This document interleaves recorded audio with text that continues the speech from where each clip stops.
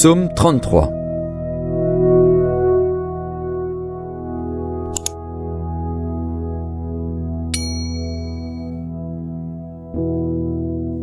Juste, réjouissez-vous en l'Éternel. La louange sied aux hommes droits. Célébrez l'Éternel avec la harpe. Célébrez-le sur le luth à 10 cordes. Chantez-lui un cantique nouveau. Faites retentir vos instruments et vos voix. Car la parole de l'Éternel est droite, et toutes ses œuvres s'accomplissent avec fidélité. Il aime la justice et la droiture. La bonté de l'Éternel remplit la terre.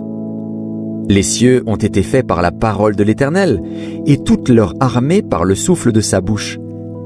Il amoncelle en un tas les eaux de la mer, il met dans des réservoirs les abîmes. Que toute la terre craigne l'Éternel, que tous les habitants du monde tremblent devant lui. Car il dit, et la chose arrive. Il ordonne, et elle existe. L'Éternel renverse les desseins des nations, il anéantit les projets des peuples. Les desseins de l'Éternel subsistent à toujours, et les projets de son cœur, de génération en génération. Heureuse la nation dont l'Éternel est le Dieu, heureux le peuple qu'il choisit pour son héritage. L'Éternel regarde du haut des cieux, il voit tous les fils de l'homme.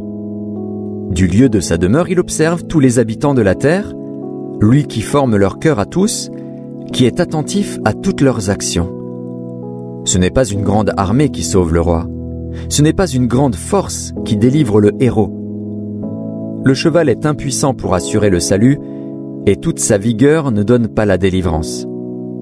Voici, l'œil de l'Éternel est sur ceux qui le craignent, sur ceux qui espèrent en sa bonté, afin d'arracher leur âme à la mort et de les faire vivre au milieu de la famine. Notre âme espère en l'Éternel. Il est notre secours et notre bouclier. Car notre cœur met en lui sa joie, car nous avons confiance en son saint nom.